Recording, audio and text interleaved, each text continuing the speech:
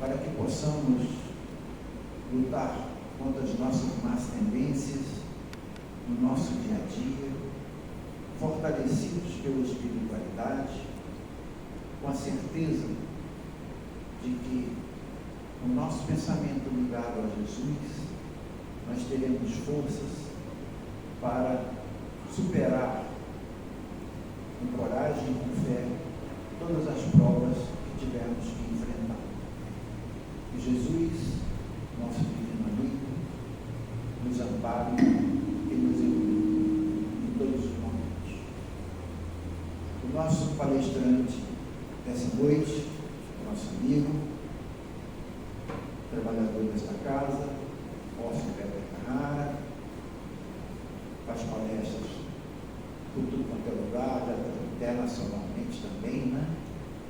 Internacionalmente, eu não falo nem só aqui, né?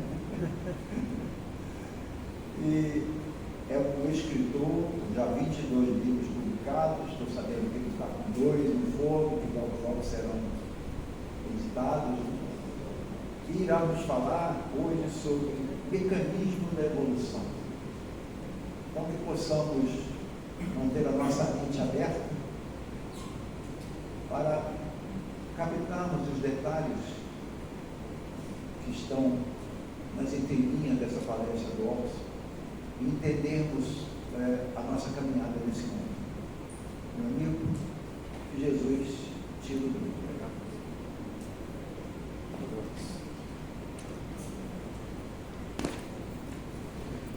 Muito boa noite a todos, uma alegria estar aqui outra vez.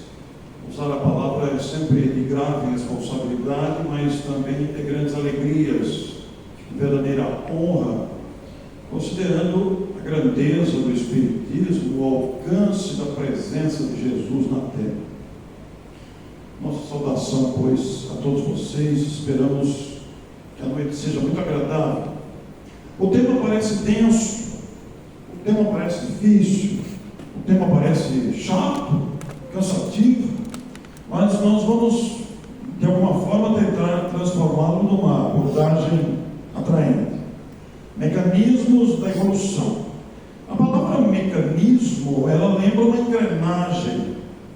A palavra mecanismo, ela lembra um sistema, uma condução para que algo se realize.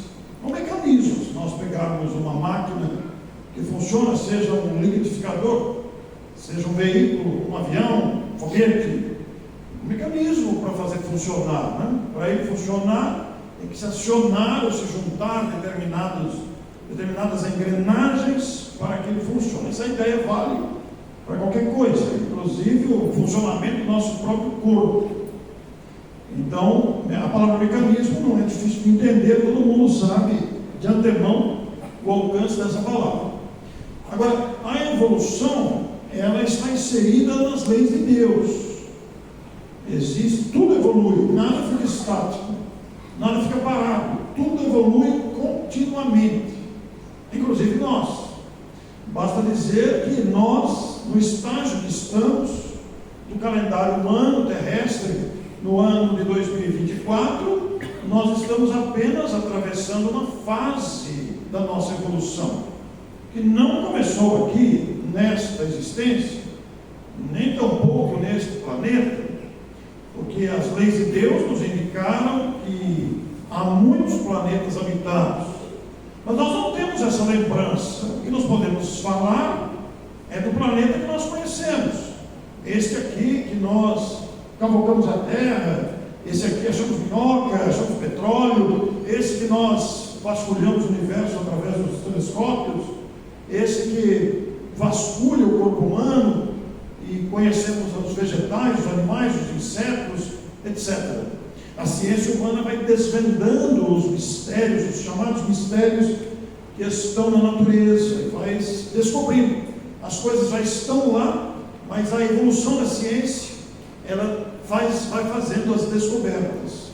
Então a evolução, ela também é um mecanismo gigantesco, porque hoje nós estamos aqui habitando corpos carnais, perecíveis.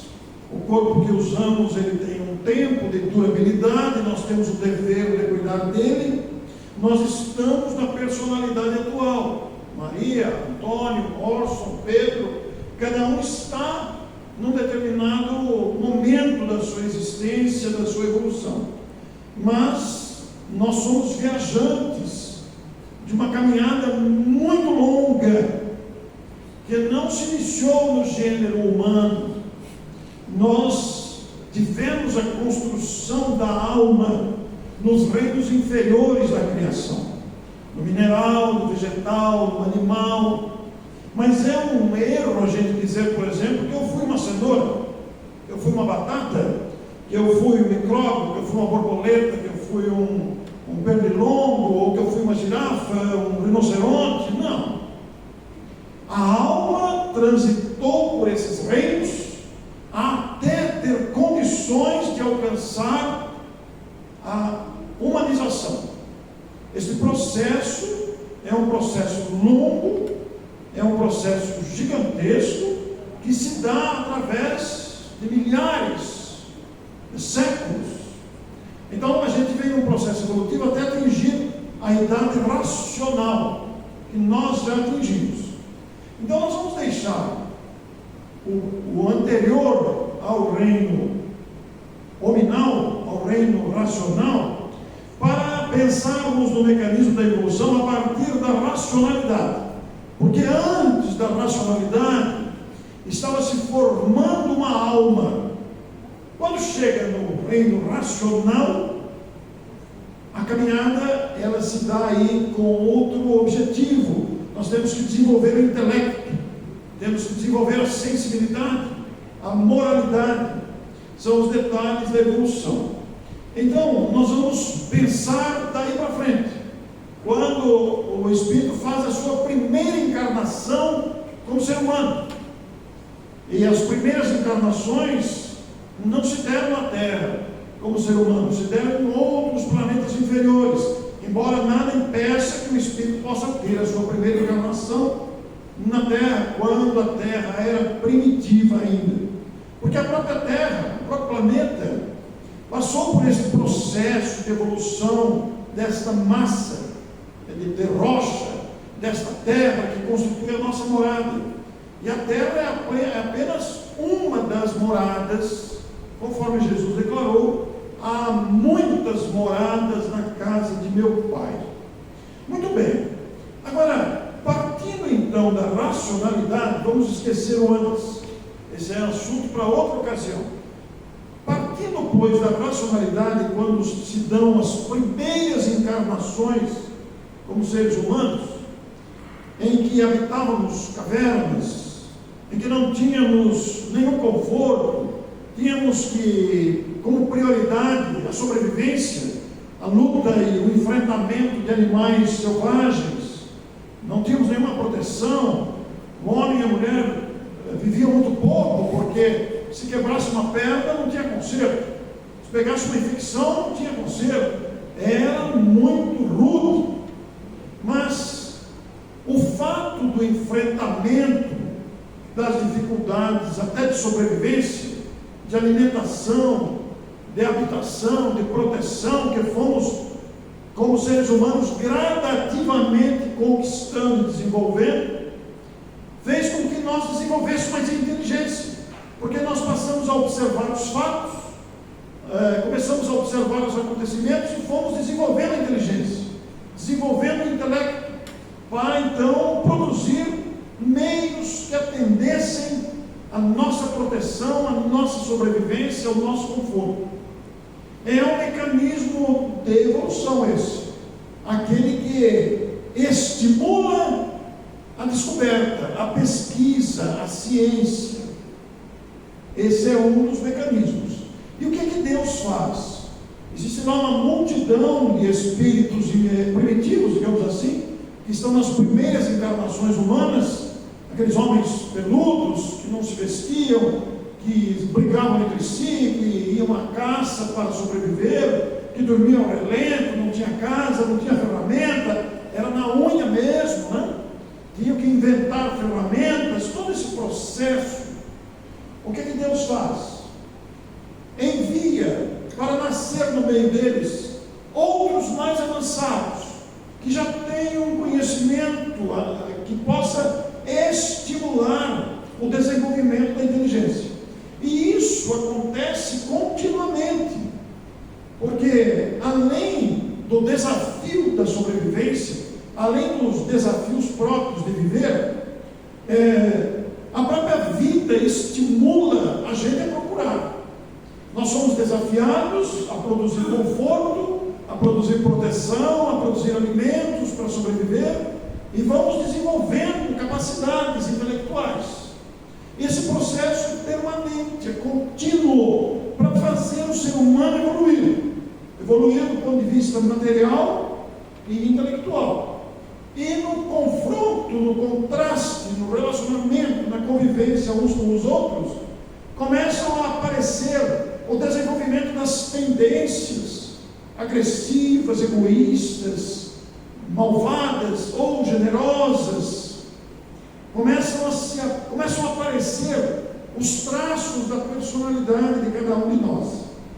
E esses espíritos, na convivência, vão se desenvolvendo mutuamente, no confronto, no contraste, na convivência, um aprendendo com o outro.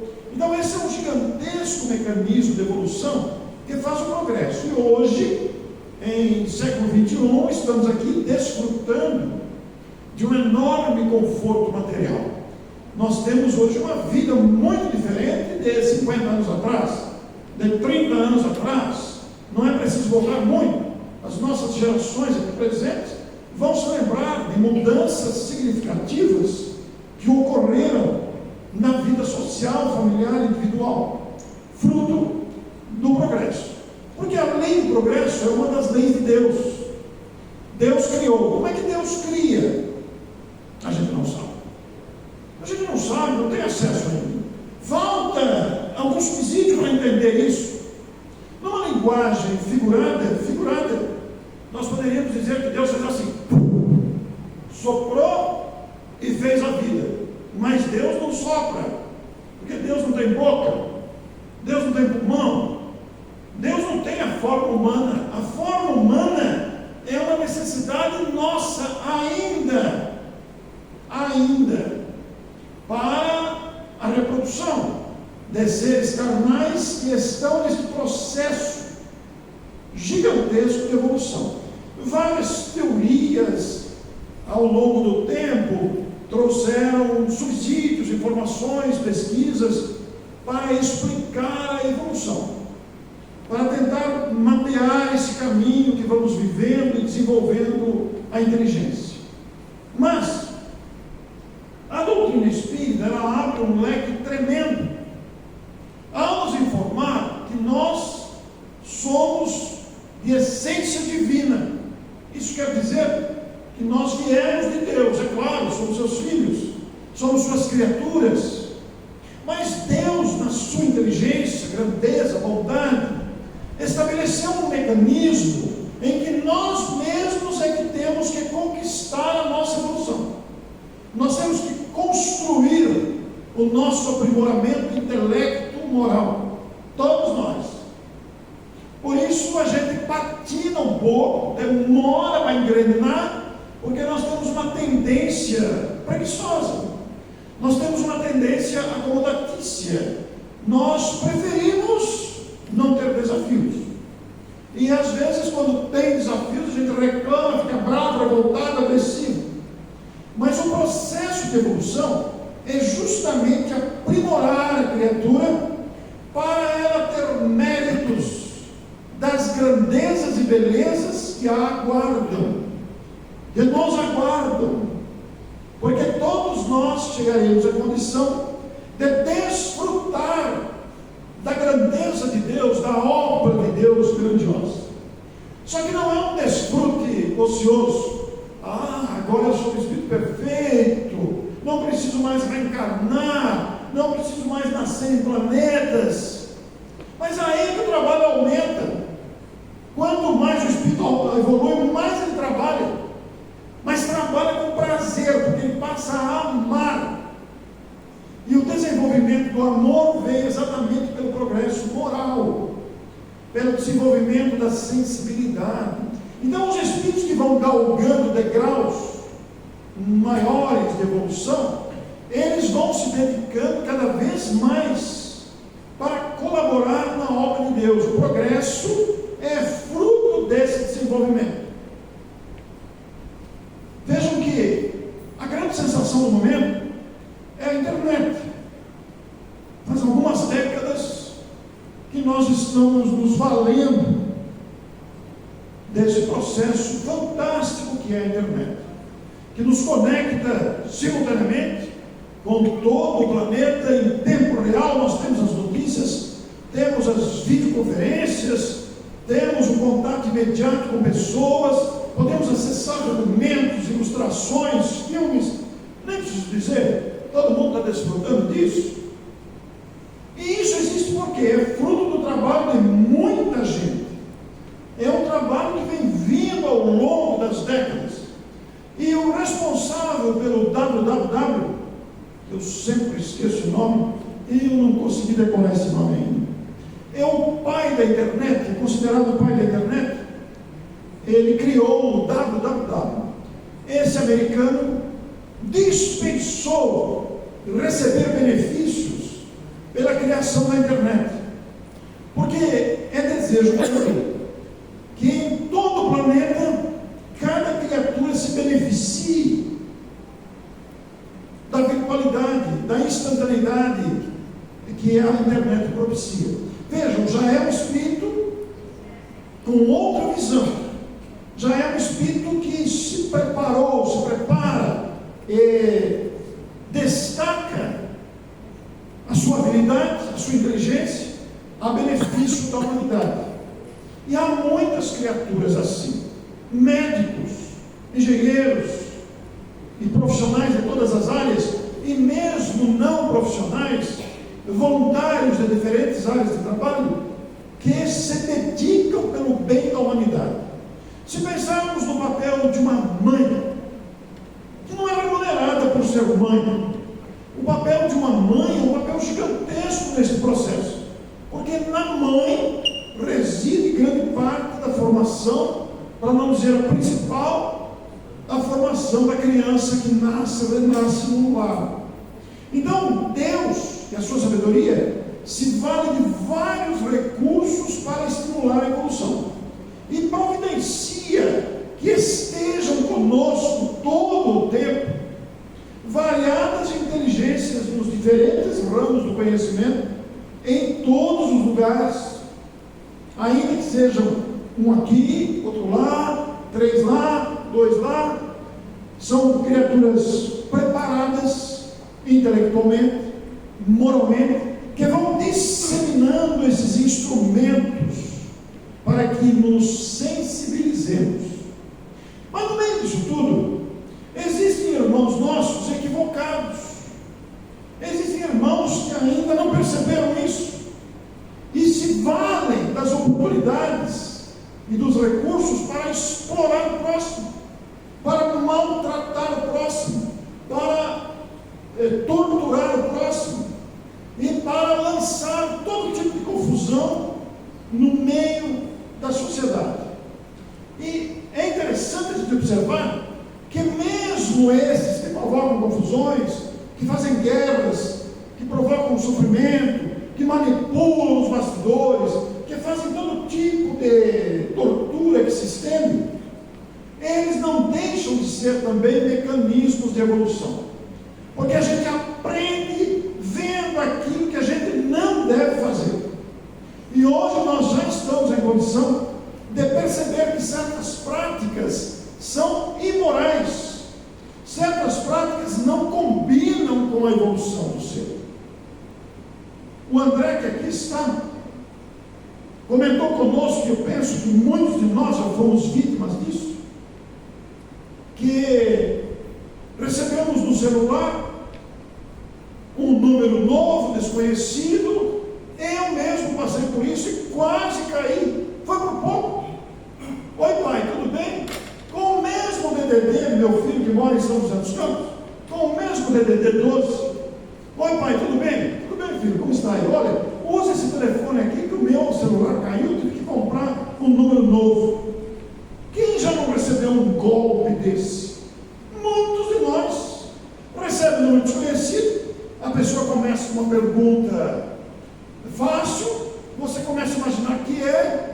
e a pessoa se passa por uma pessoa conhecida. Inclusive, com a inteligência artificial, pode imitar a voz, pode usar a sua aparência, e você acaba achando que é mesmo. Então a gente precisa ficar esperto com isso. Ao receber solicitações de bancos, de hospitais, de casas religiosas, de todos os segmentos, de pessoas que se passam por outras. Desconfie de algo que peça dinheiro. É preciso desconfiar mesmo. Como é que a gente faz? Ligue para a pessoa. Ligue para o seu gerente do banco. Ligue para outra pessoa que você sabe, que você tem o telefone de onde a pessoa está. Quantos casos? Pai, eu estou sequestrado. Eu passei por isso também. Pai, me pegaram. E a minha filha estava do meu lado. Quer dizer, são tentativas de golpes variados que vão se apresentando com atitudes que confrontam com o progresso. No entanto, isso faz a gente desenvolver a perspicácia, isso faz a gente desenvolver a habilidade de reconhecer muitas vezes fraudes. Mesmo no Espiritismo, nós somos aconselhados a desconfiar de manifestações de espíritos, porque os espíritos são invisíveis. Eles se valem da invisibilidade e de médiuns fraudulentos para se apresentarem como possíveis e supostos mentores. Isso é mais comum do que imaginamos. Como é que a gente faz então para se certificar? No caso da mediunidade, é preciso conhecer o médium, conviver com ele, saber da sua moralidade, porque o médium, por questão de egocentrismo, de querer se autopromover, pode se dar áreas de importância e passar uma mensagem que não corresponde. Isso acontece.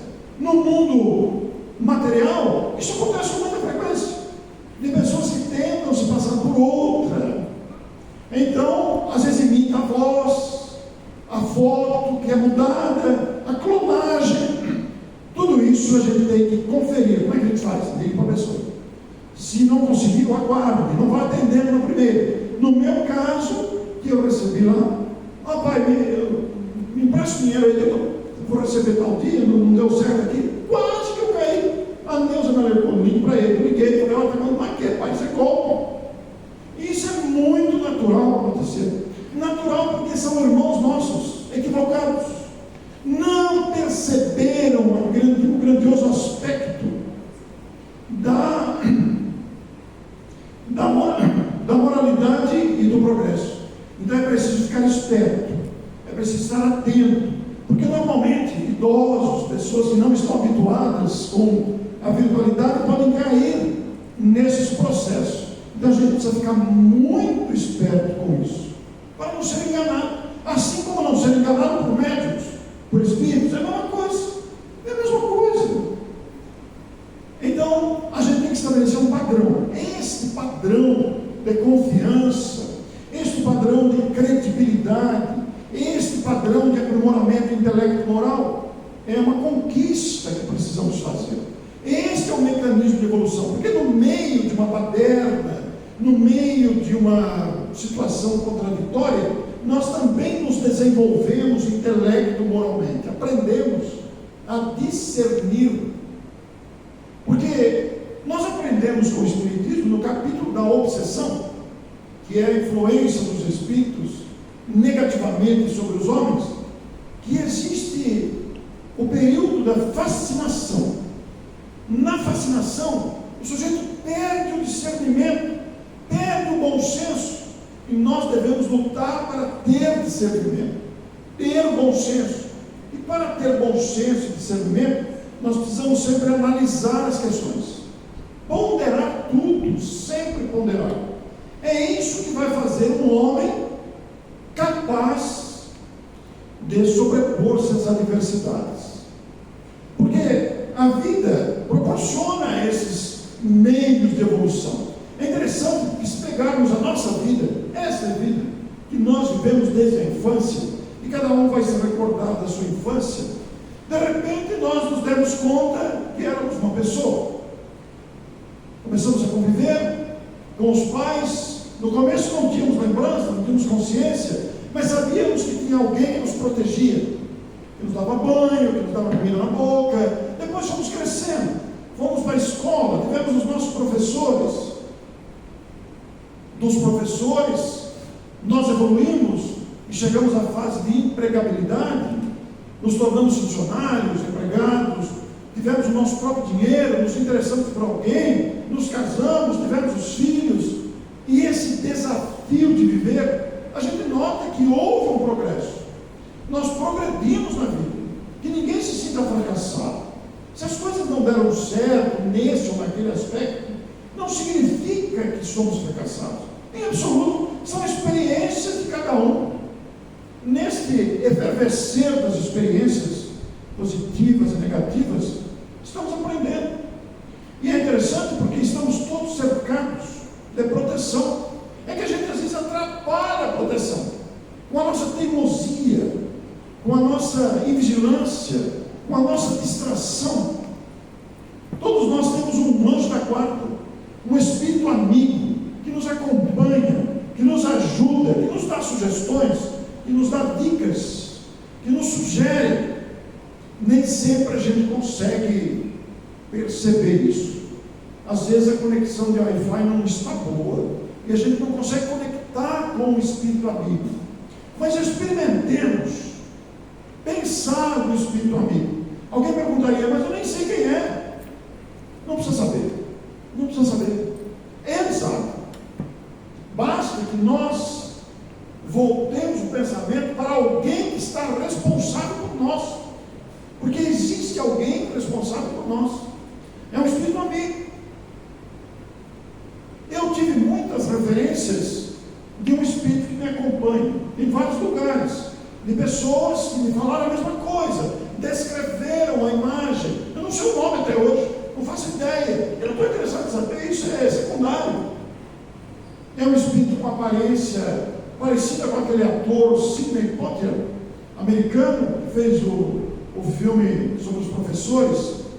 É um ator negro, jovem, cabelinho baixo, já foi descrito em várias ocasiões, não sei o nome, isso é secundário absolutamente, mas com as descrições que bateram de diversos médicos, de diferentes lugares, a gente sempre busca este amigo que nos acompanha, que todos nós temos um amigo espiritual. Esse amigo espiritual também é um mecanismo de evolução, porque esse amigo nos orienta, mas ele não tolhe o nosso livre-arbítrio. Ele não impede que tomemos essa ou aquela decisão. Ele sugere, melhor não é por aí. Melhor você pensar mais um pouco. E quando a gente toma a decisão errada, a gente bate a cabeça, tropeça, arranha o joelho e tem desdobramentos nem sempre bons. Mas a gente aprende também com o erro. A gente aprende, é um mecanismo de evolução também. O erro também é um mecanismo de evolução. Mas há um detalhe nesse processo todo, imprescindível, que não é invenção do Espiritismo, não é criatividade da imaginação de Allan Kardec. Foi dito por Jesus, anunciado antes de Jesus pelos grandes filósofos, como Sócrates e Platão, já falavam disso. Jesus veio e disse para o doutor da lei: necessário vos é nascer de novo. E o doutor da lei ficou pasmo. Mas como pode um homem velho entrar na barriga de sua mãe e nascer de novo? Mas você, doutor, em sua terra não sabe disso? Pois eu vos digo, que nasce do espírito é espírito, que nasce da carne é a carne. Necessário vos é nascer de novo. Houve uma confusão na mente daquele homem, que não conseguia entender.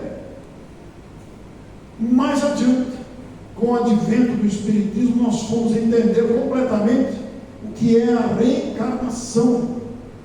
A reencarnação é uma renovação de oportunidade. O principal quesito é a justiça, porque a gente vai se encontrar exatamente com as nossas próprias plantações. Com outro detalhe repleto de misericórdia: o esquecimento. A gente não se lembra o que fez antes. A gente não sabe o que a gente foi. A gente não lembra onde viveu, com quem viveu, o que fez de errado, de certo. fica latente na memória. Por quê? Graças a Deus que fica latente. Graças a Deus que a gente não se lembra. Senão a gente não suportaria. Se hoje que nós já temos alguma visão de mundo, nós cometemos tantos equívocos e nos arrependemos deles, eu não devia ter feito isso, não devia ter falado isso, puxa vida, né? Que coisa chata, que apagar isso da minha vida. Imagine antes, era muito pior. E conforme a gente vai avançando, a gente vai constatando os equívocos do passado, as pendências que ficaram, e solicita para a próxima reencarnação encontrar-se com aqueles e com aquelas circunstâncias que nos ajudem a reparar a consciência, mas sem saber, no consciente da presente encarnação, sem se lembrar. Isso é uma bênção. E nessa repetição de experiências, nós vamos desenvolvendo a inteligência, a moralidade, a sensibilidade. A reencarnação é a caridade de Deus para conosco.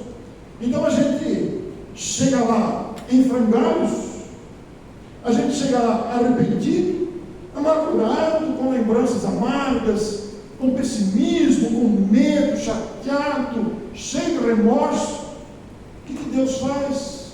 As suas leis permitem que a gente volte ao planeta, que a gente nasce bebê outra vez, com as lembranças adormecidas, e começa como se fosse do zero, reencontrando pessoas e circunstâncias para a gente evoluir. A morte no corpo é um processo muito sábio, porque a morte tira a gente da rotina que a gente fica vidrado, a gente fica fixado num certo ponto, não sai de jeito nenhum, aí vem a morte, leva a gente. Quando a gente acorda do outro lado, a gente se dá conta, meu Deus, como é que eu pude? E aí a gente pede, implora, me deixa nascer de novo. Vai nascer, porque a reencarnação é uma lei, e a finalidade dela não é pagar conta, não é sofrer. A finalidade da reencarnação é fazer a gente evoluir. Mas a gente traz a mala que nós enchemos de banalidades, de arrependimentos, de remorsos do passado. E essa caminhada se renova quantas vezes forem necessárias, até a gente aprender, individual e coletivamente. E é por causa da reencarnação que nós temos os gênios precoces, crianças com 2, 3 anos tocando piano, crianças com 4 anos falando vários idiomas, mas aprenderam onde? Antes. E por que se lembram? Depende de cada caso. Alguém aqui que foi criança lembrava de outras coisas? Eu não lembrei de nada. Não tenho esse mérito, eu nunca tive. Mas existem espíritos que têm lembrança.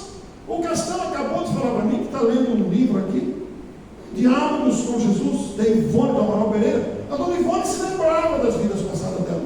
O Wallace Leal Valentim Rodrigues, aqui de Matão, também se lembrava. Mas são casos específicos, a depender da necessidade da pessoa. E não tentemos querer especular, mas quem será que eu fui? Bobagem. Não percamos tempo com isso. Quem será que foi fulano? Nossa, Beltrano deve ser. Quem será? Esqueça isso. Bobagem. São especulações baratas. Não leva nada. Agora é daqui para frente. Não tem que saber o que foi no passado. Eu queria saber quem eu fui. Não quero saber. Melhor não. O mesmo digo para mim mesmo. Melhor não. É melhor a gente andar direito agora, para não ter problema depois. Então a reencarnação traz de volta à cena os mesmos protagonistas. Adversários, inimigos do passado se reencontram, porque se atraem. A pendência entre eles. Aí, na fase de namoro, que menina linda, que rapazinho, casa, depois que casa, aí começa. Aí a lembrança vem. Isso não quer dizer que sejam assim todos os casamentos, né? Porque almas afetivas gostam. Almas que se amam, que se gostam, também se buscam e vivem um bom relacionamento. Mas nós vamos nos encontrar, é verdade, com a gente mesmo, nas experiências. Então a reencarnação não é invenção do Espiritismo. Os grandes filósofos falavam isso. Jesus falou sobre isso.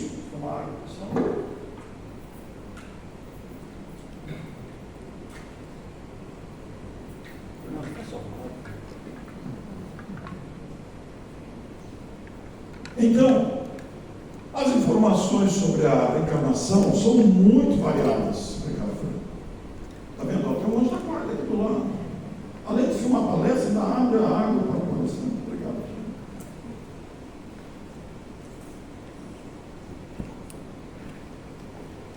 A reencarnação muda a rotina.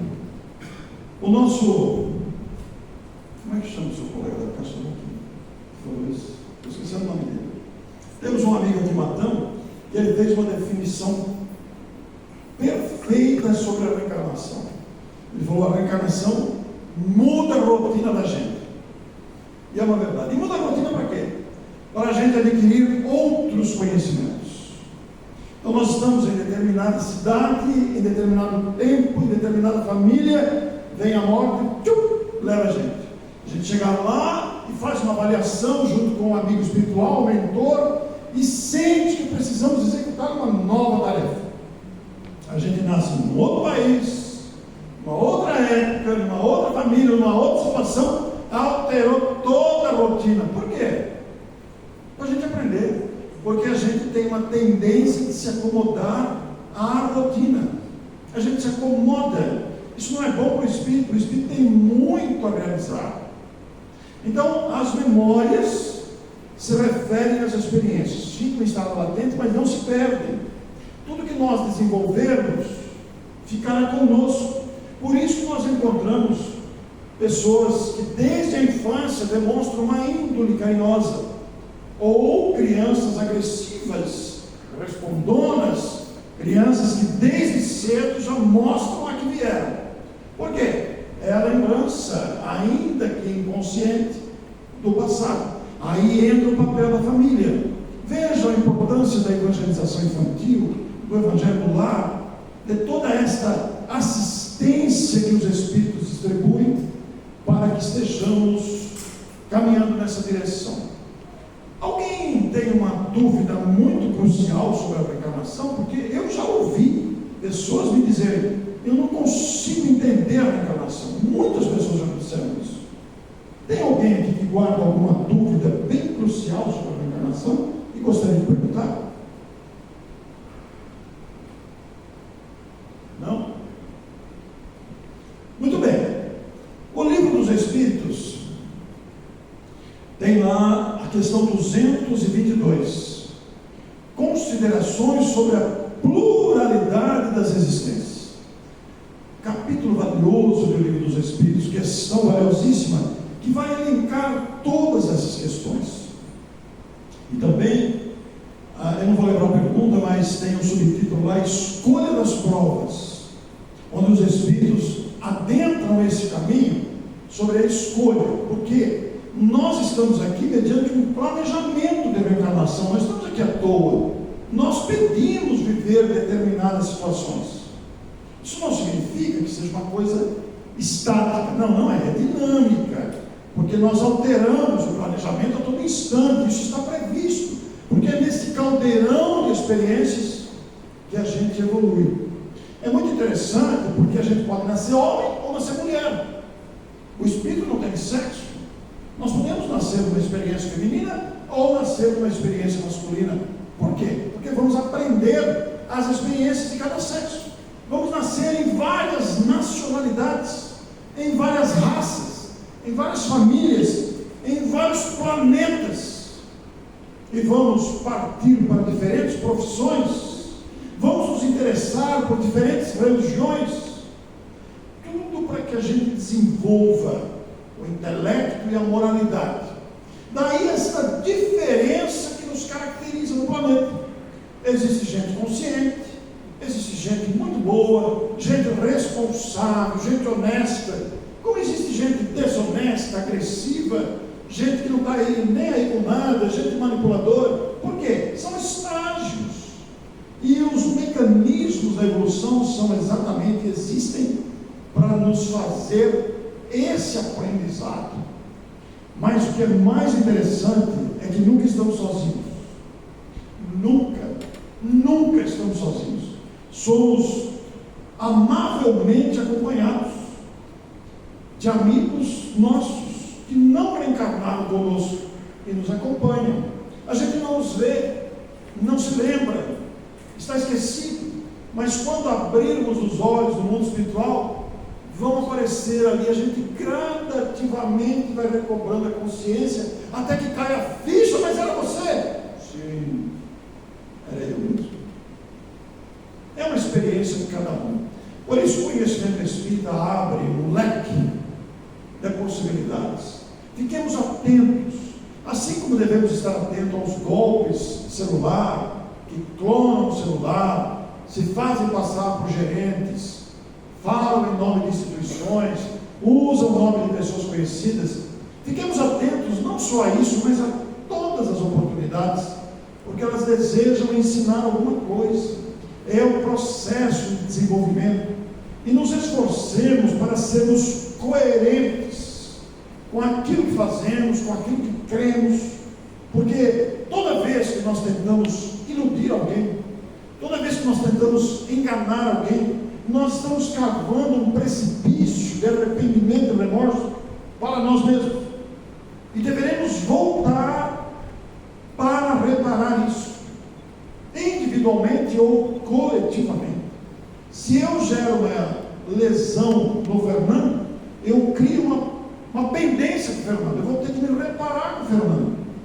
Se eu conto uma mentira aqui de público e influencio uma decisão de todos vocês, eu criei uma pendência com todos vocês e terei que reparar isso individualmente com cada um. Agora imagine aqueles que lesam uma nação inteira, aqueles que lesam uma família inteira, aqueles que lesam uma cidade. Tudo isso está na lei. A lei de Deus, ela é sábia, é bondosa, mas é justa, é justiça. Mas não é uma justiça punitiva, é uma justiça que corrige. Então nós agradecemos imensamente. Como eu disse a vocês, é um tema denso, ele abre um universo de considerações e é um tema que não se esgota. Então nós paramos por aqui com 45 minutos, agradecendo imensamente a oportunidade desta noite. Muito obrigado.